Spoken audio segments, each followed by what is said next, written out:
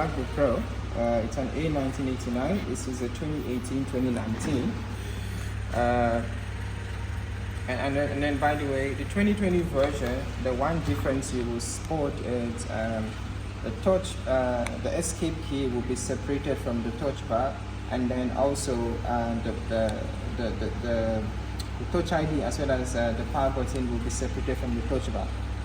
So that was the changes that they made in the 2020 design. But the 2018 and 2019, so the A1989, it's going to be the 2018 and then 2019.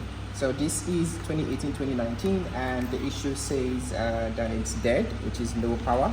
And then, as usual, what we are going to do before we actually introduce power onto the machine, first we want to take the back cover out to get an idea what state the device is in, which is by having to do a visual inspection.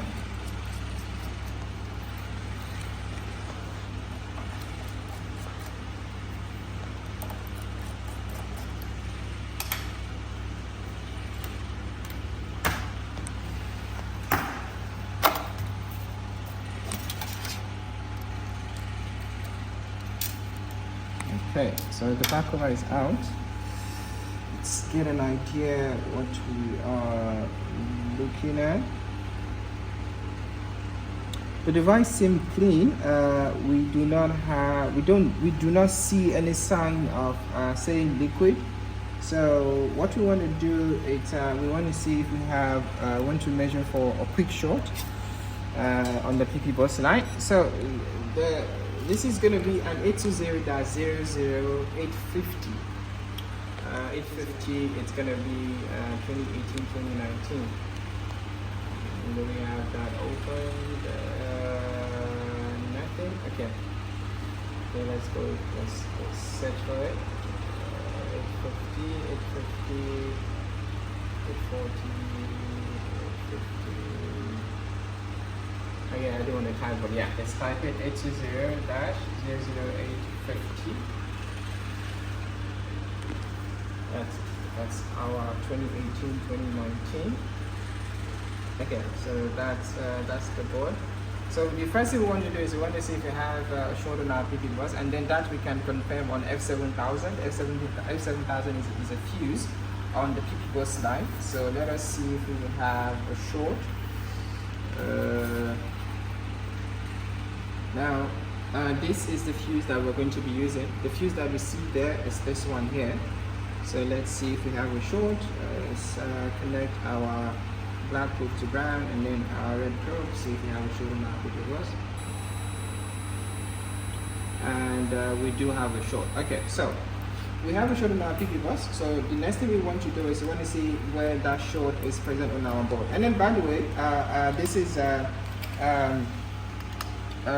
so the one fear I'm gonna have with this is I'm hoping that it's not going to be an issue related to the CPU. If it's not related to the CPU, then we are good. But if it's related to the CPU, then it's not so much of a good news because that's going to really complicate the repair. So the next thing we want to do is to take the board out to see where our short is present, what is causing our short, and once the short is addressed, we hope to have a fully working device. So let's quickly take our board out to walk our way down to where our short is coming from.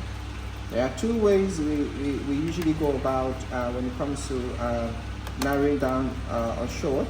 So one way is to inject voltage onto the particular power line that is shorted, and then another way is obviously by visually inspecting your device, the board, and then you really want to look out for any capacitor that is not looking good, especially those capacitors that are on the line of your PPBUS or on the line of that particular power rail that you find a short on.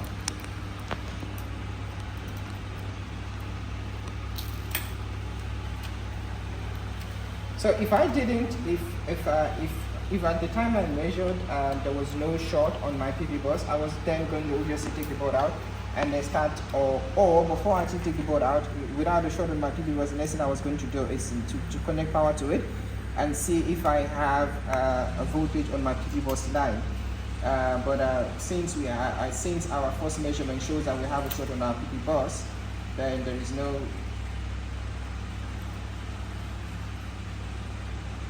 That's a huge mistake. The touch ID just got broken.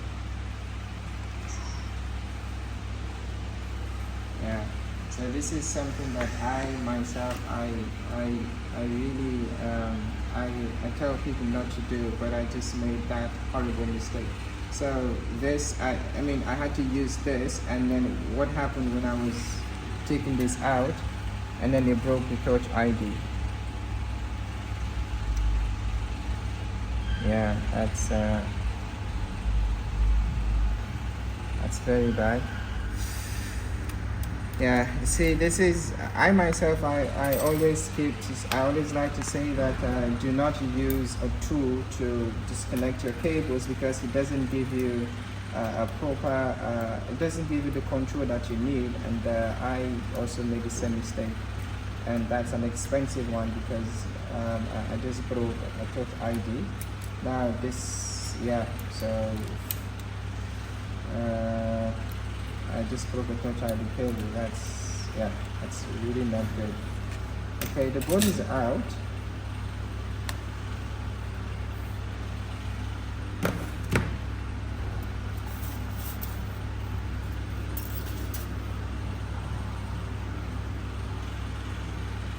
I don't even see the other end.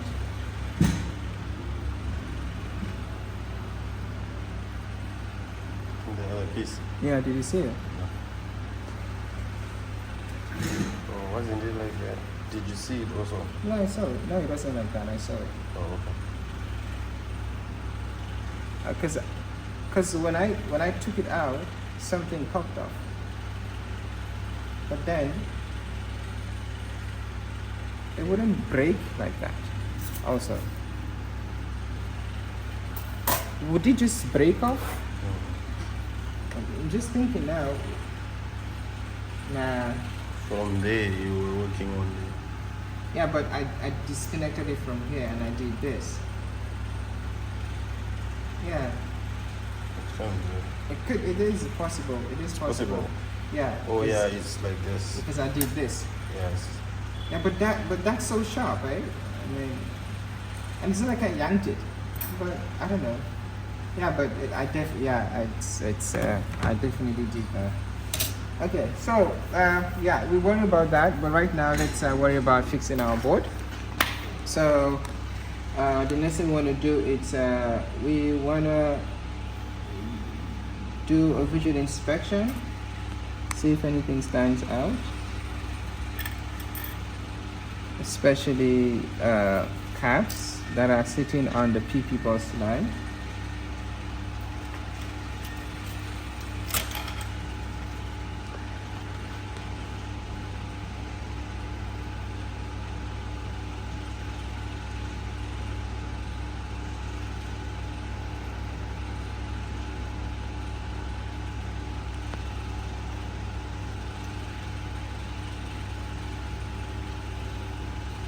Okay, there's something that I'm seeing now. I just want to confirm if this is sitting on the clock line. So I'll flip to show you guys. So on this side, so here, okay, yeah. So PP3V3 underscore G3H underscore RTC. Now on the 2018-2019, that rail is actually linked to your PPBUS line. So when you have a short on your PP3V3 underscore RTC, that short can also be seen on your PPBUS line, vice versa. You will have, so what will happen is, so this cap here is not looking good. You see B300 is not looking good, and this is the cap here. This one here. This CB300, and by the way, that is very common on the A1989 to fail, CB300. So now, if we look at, let's click on that and see if we have a short on that as well. So let's see on the other side, where is that going to be manifested? and then I'm also going to show you guys where that is linked to the PPBUS. Okay, so here we have, let's use R6935 to see if we have a short there, which is going to be on the other side of the board. R6995 will be this two here, this two here, on the R6995. So let's see if we have a short there.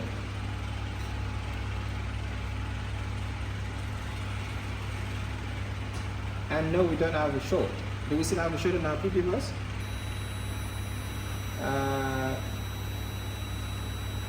Yes, we still have a short in our PPBUS.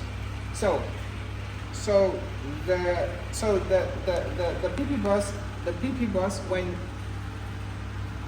when the PPBUS is not present, then you will not have your RTC line, because the RTC line is generated from the PPBUS. And then when your RTC line is not present, obviously that's because your PPBUS is not present. Okay, so let's check that cap. Let's remove the cap from there first. We are not going to use hot air. We are just going to use a tweezer to remove the cap.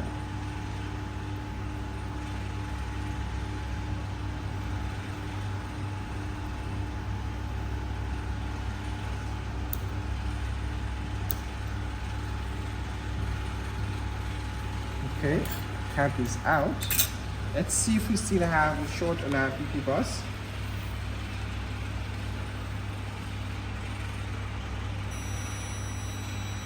Okay, we still have a short on our PPBUS. Now let's do this. So we are now going to click on the fuse.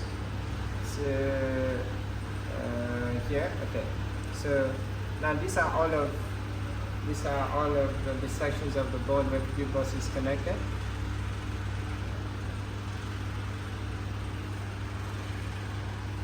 Let's see if anything stands out. So first thing, let's check this section of the board, which is going to be here. Does anything stand out?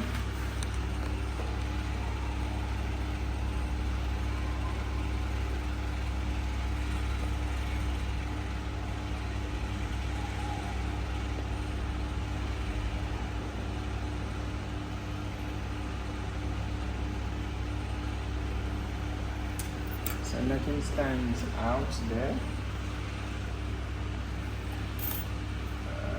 And then this side, do we have anything? So we are going to be more interested in capacitors, not necessarily resistors at the moment. Current sensing resistors, yeah, we will have to check that out later, because that's a bridge between one rail and another. Let's check the other side of the board. The other side of the board.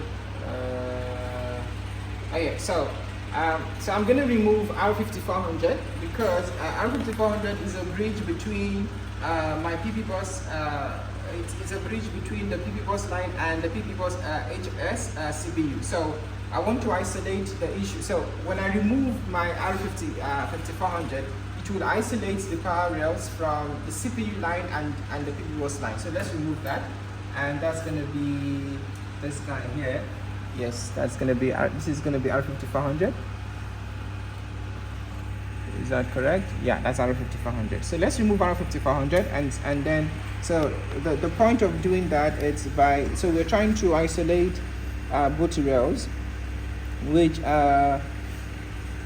that current sensor resistor it's making possible.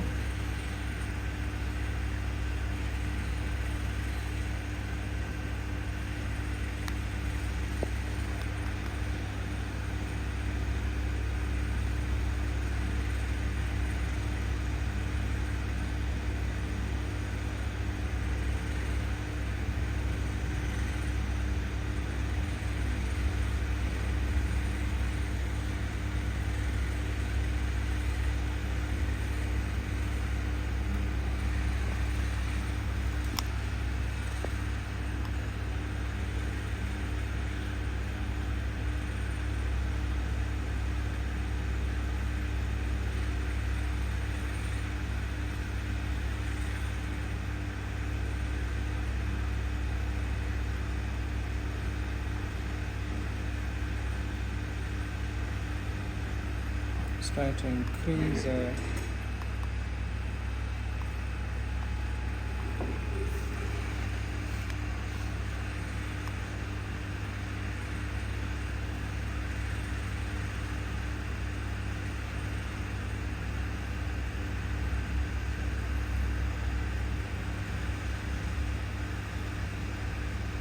okay.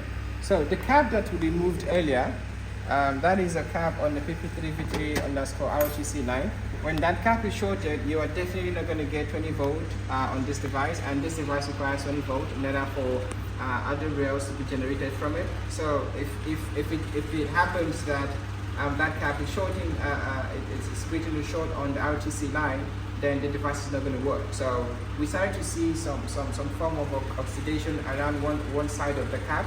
And if we leave that to remain on the board, that is going to create a problem, if not now, but later on the machine. So we have removed R5400, so that we are trying to isolate the issue from the CPU line and the main PPBUS line. Now let's see. So now we want to see, do we have a short on this side or this side? So if I have a short on this side, it means our CPU line, our CPU side is fine. If I have a short on this side and not this side, it means our problem is not on the PPBUS side but on the side of the CPU. So R5400, it's a current sensor resistor, but then also what it's doing, it's basically a bridge between PPBUS and also your CPU line. So let's see what we have on this side. Okay, so our short is contained within the PPBUS line and has nothing to do with actually with the CPU line. Now the next common place I want to check. So the first thing, one of the on these models, the 2018 and above, after checking to see that nothing stands out in terms of a blown cap, the next thing we want to check is the filter for the speakers. That's also commonly go bad. The speaker filters, they commonly go bad. So we are going to check those. And then now that we know that our CPU is not related, now I think it is safe for us to now inject voltage onto our board. But before we do that, let's again just go through the board one more time to see if anything stands out. Then we can now, and then afterwards we can inject voltage if we don't find anything.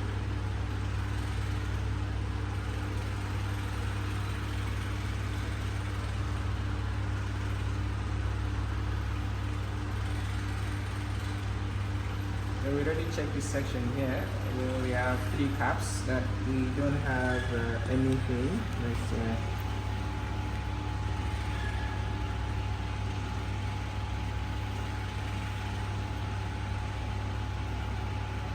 Okay, so before we inject voltage, we are just going to do like a final sweep.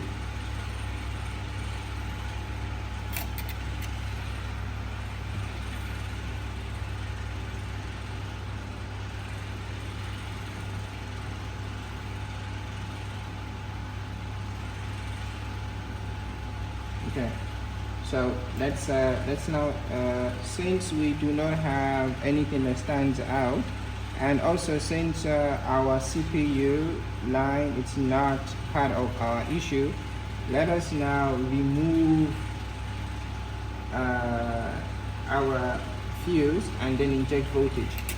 So let's remove the fuse and then inject voltage from there.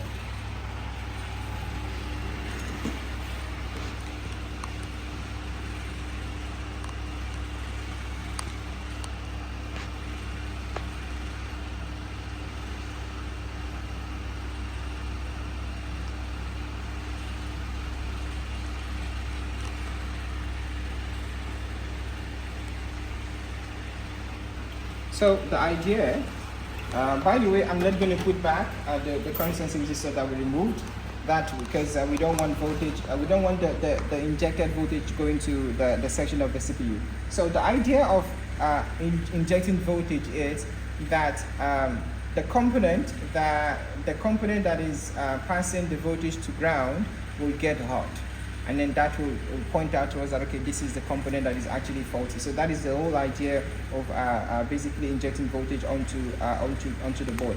And then obviously you want to start from high to low, depending on how much power that line is that it is for that line. That will determine how much power you basically inject on your board. So we want to now do that and see what we find.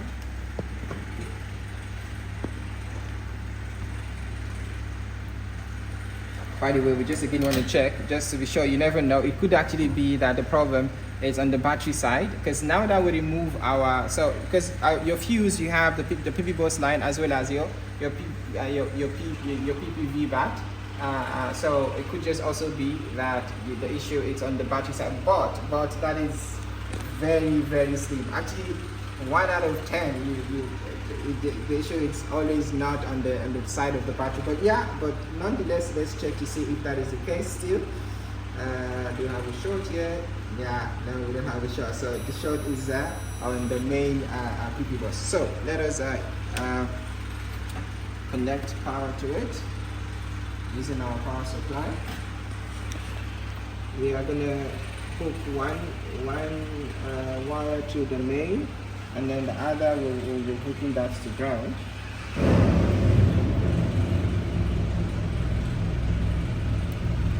You can use any of the ground pad.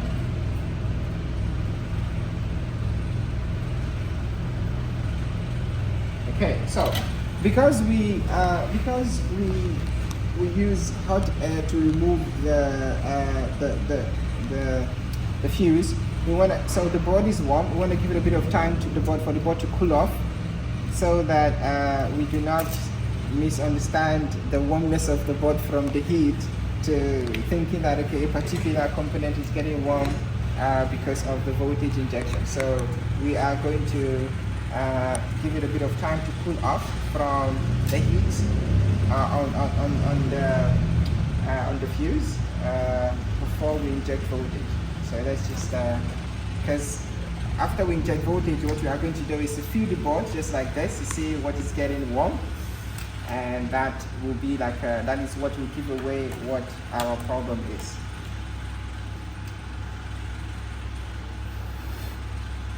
I'm trying to pull the board off.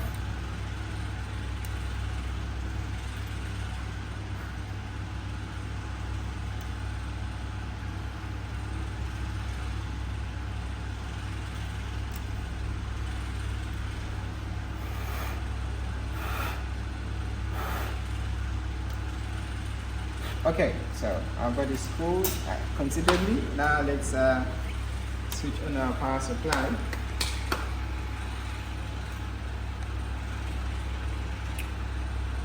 So let's gradually increase it.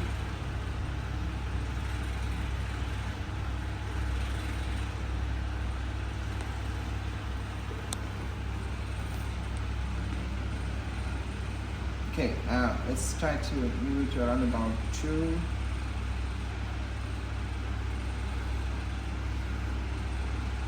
Yeah, something should be getting warm. Let's see what that is. This side.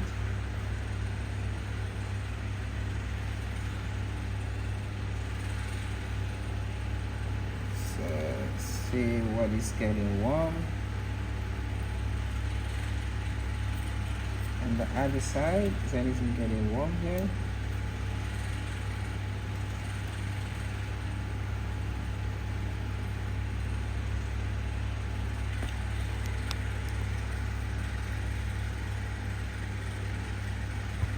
We're not picking up anything yet that is getting warm.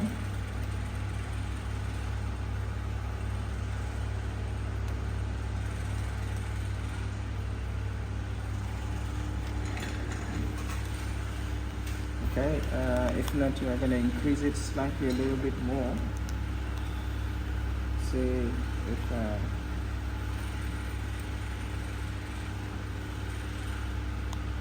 okay, so I feel like I'm picking up some maybe picking up that something's getting warm here, but yeah.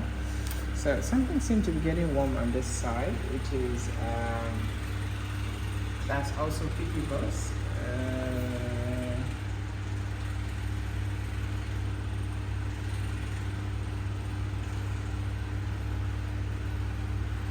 Okay, so let us increase it slightly, a little bit more, just to be sure.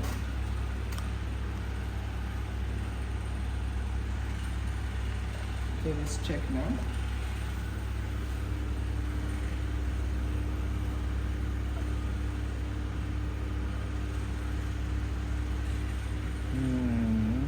Let's say we're getting warm here.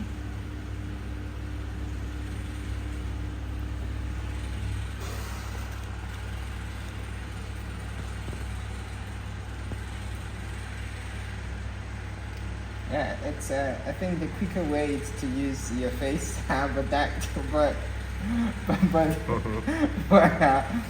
when it burns you, I mean you like, it's kind of like a mixed feeling. You're happy that you find the problem, but at the same time you're hurting yourself. So so something is getting warm here. Yeah, something is definitely getting warm here around the speaker. So around this section here, something is getting warm. So I'm just going to increase it just a little bit, just to confirm that. We also don't want to get a pop on the cap. Let's see. Yeah, something is definitely getting warm here. Yes, so one of this, yeah, it's definitely one of this. So one of this on the speaker line, yeah, one of that. So what we are going to do, it's yeah, it seems our problem is one of this. So let's disconnect. Let's disconnect. Let's disconnect our power supply, and just remove those, and then see if we find our problem that way. I mean that's giving us a bit of enough narrow down. So let's remove those and see.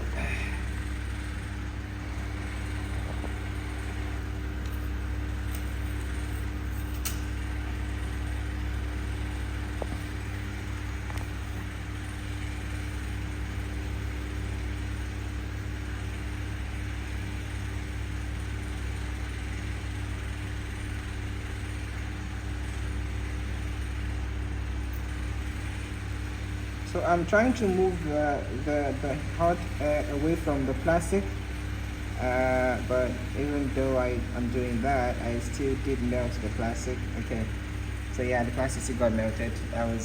We're not expecting that. We're not planning that to happen. So we can measure the caps even with the caps out. I mean that will give us. So if we get a beep across the cap. So ideally, the cap is supposed to be divided in 3 parts. You have so a capacitor. You're supposed to have 1, 2, and 3. So 1 is going to be the main power line. The 2 is going to be the material that separates 1 from 2, and 2 is supposed to be ground. So when you attach, when your multimeter is in continuity mode, and then you attach your probes to both ends, you should not have a beep across it. If you have a beep across it, means that your pin 1 and pin 2 are actually 1. So with the caps out now, let us measure them and see if any of it beeps. If any of it beeps, it means that particular one, it's our problem. And we're actually hoping that any of these beeps, because that then means that our problem is it's found. Okay, wait. So the first thing first, obviously, in order to do that, you also need to be sure that you're not. Let's do this. Okay, yeah. I mean, we can confirm that this is not beeping. Yeah. So yeah. So let's now come back here now. We have a beep, and then this one. Okay. Also, yeah. Let's separate them. So let's see. No, and then this. That's beeping. Let's see. No, no, no, no, no. No. So our problem was this cap here. This guy here was our problem. So now let's check our board now. Do we still have a short on our PPBUS? Let's see. Okay, wait. We got a beep and then we stopped again. Let's okay, now let's black probe on ground and then red probe. Wait, what's happening? Okay, wait. It stopped beeping and okay, wait. Okay, so do you have multiple? Okay, so let's just try that again. Black probe on ground and then red probe on.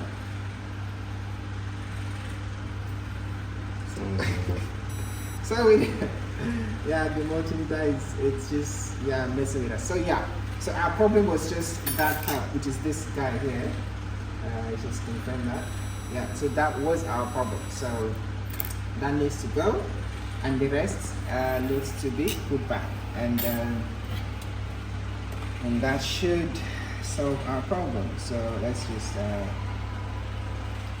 apply a bit of solder.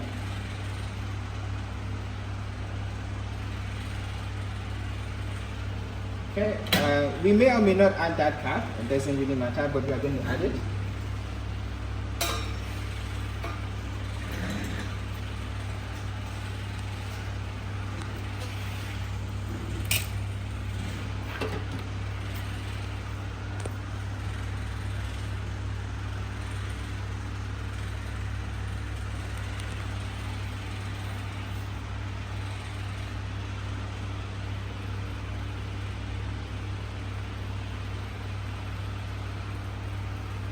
Okay.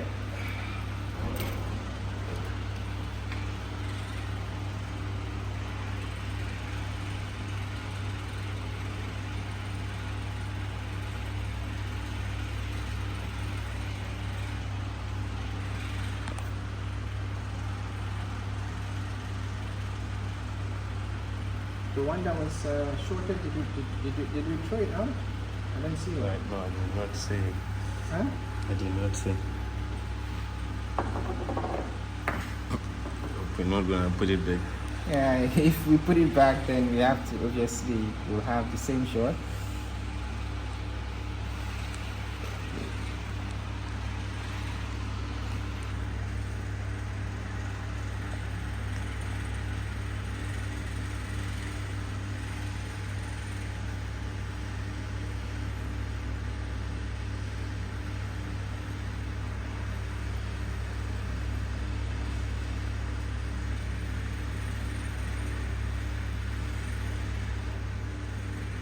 Okay,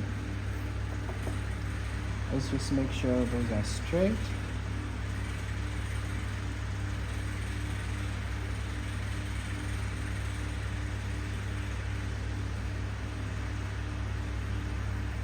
Okay, so let's put back our fuse and then our current sensing resistor.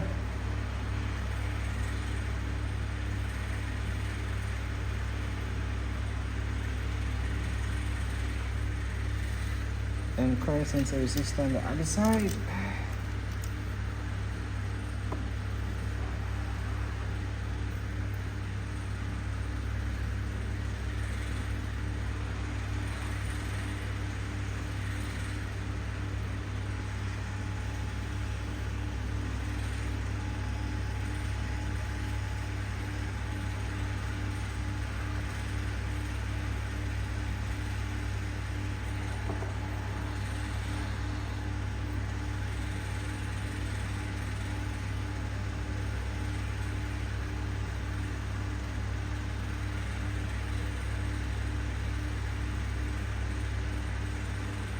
Okay, it's done.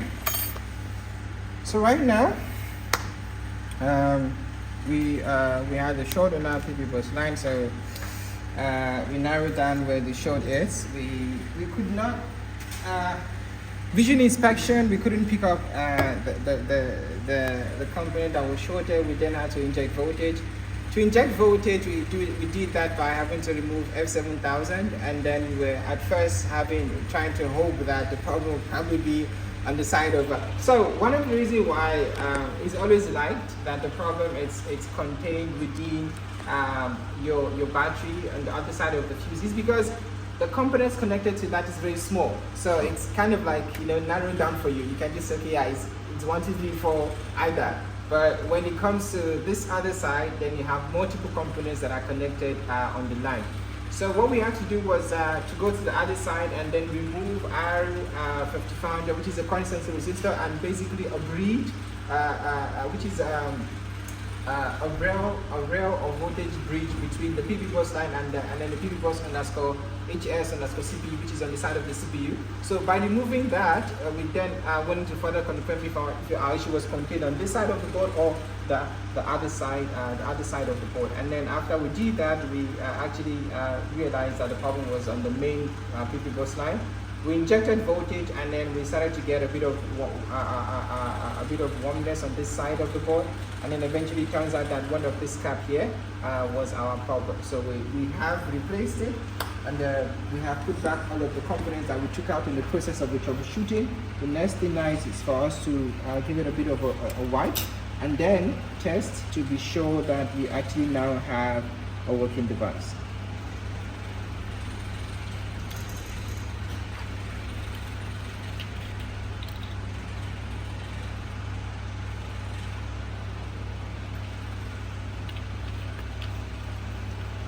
So if you guys are following up on these videos or on this repair, one thing you will pick up is there is no one way of fixing these things. So each repair will vary. The way you go about it will vary from device to device. So you have to build up your troubleshooting. You have to basically do a narrow down of the issue. It's a bit tricky for somebody to tell you, oh, it's a low power, do this. No. So there has to be a process behind it. There has to be a troubleshooting process behind it. You cannot just say, oh, this is the cause of my problem. No, you have to give a reason why is that the cause of your problem. So yeah, at some point one will realize that it's no magic fix to it, like, yeah, so this is how you fix no power and that's it. No, your troubleshooting will basically give the answer.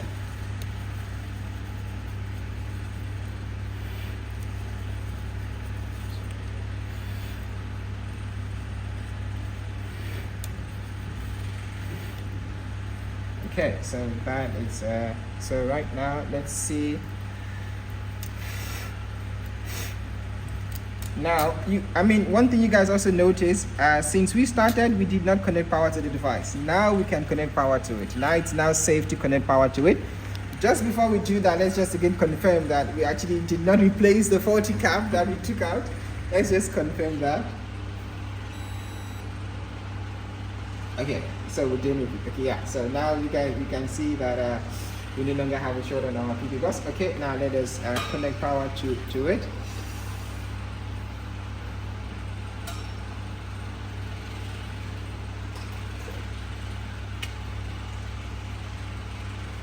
I want to mark this so that I know which cable is connected to my machine and which cable is connected to power, because I usually mix them. Okay, so connect, and then let's see. 12.6 on our PPBUS line. It's suggestive that we have 20 volt on our PPDC in, and it's also suggesting that we have built-in voltage. Yeah, that's great. So that is very good. Now let us, so that is one happy side of it. The other sad part of it is we still have to deal with the touch ID. That's something we still need to deal with. So we made a horrible mistake right in the beginning of the video, where we popped off the touch ID by mistake by using a tool to disconnect our cable, something that I myself discourage people from doing. But yeah.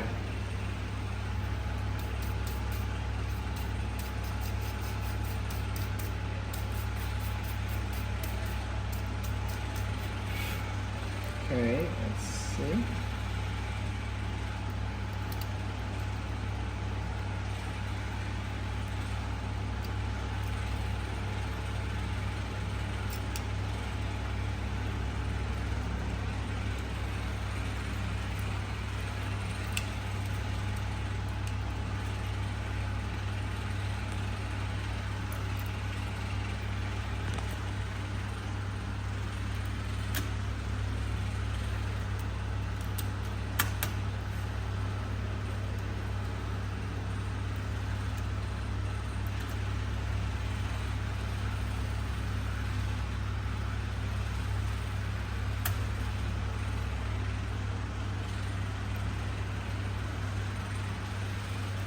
So we are only going to connect minimal cables just to help us see that we actually the device is actually starting.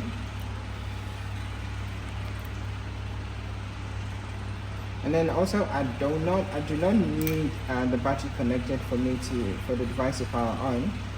I'm just connecting the battery now that I need it for the device to power on. So I definitely do need my DC jack to be connected, because we need a charger to start the device.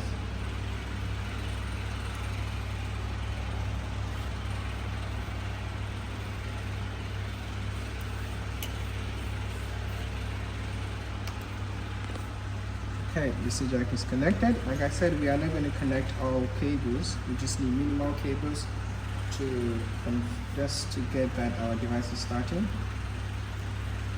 So screen is connected, keyboard and trackpad connected, and one of the DC jack is connected.